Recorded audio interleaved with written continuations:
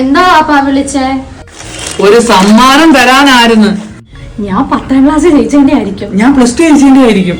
അയ്യ, C++ വാങ്ങിച്ച നിനക്കൊക്കെ ഇനി ഞാൻ സമ്മാനം തരാം.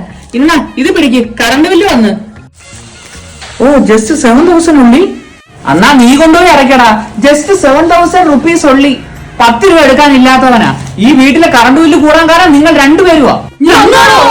നീയൊക്കെ തന്നെ രാത്രി 12 മണി വരെ ഫോൺ കുത്തുന്നോണ്ടാ കറണ്ട് ബില്ല് കൂടുന്നേ. ഫോൺ കുത്തുന്നെന്ന് പറഞ്ഞ കറണ്ട് ബില്ലൊന്നും കൂടത്തില്ല. അങ്ങനെയാണെങ്കിൽ പാപ്പ 24 മണിക്കൂർ ഫോണിലോ? തറുതല പറയുന്നു.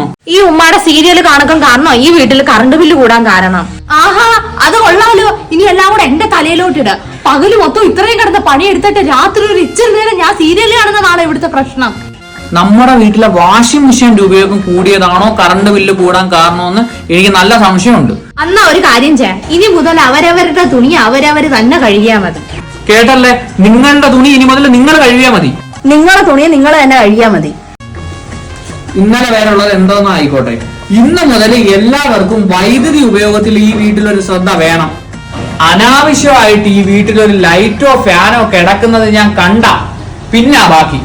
ഇപ്പൊ ഇവിടെ ഇരുന്നവര് ലൈറ്റ് അണയ്ക്കാതെ പോയപ്പോ നമുക്ക് മനസ്സിലായി എങ്ങനാ ഈ വീട്ടില് കറണ്ട് ബില്ല് കൂടുന്നേന്നും. ലൈറ്റ് അണയ്ക്കാൻ ഞാൻ മറന്നുപോയി. ഇനി ആരും ഇങ്ങനെ ചെയ്യലും കേട്ടോ.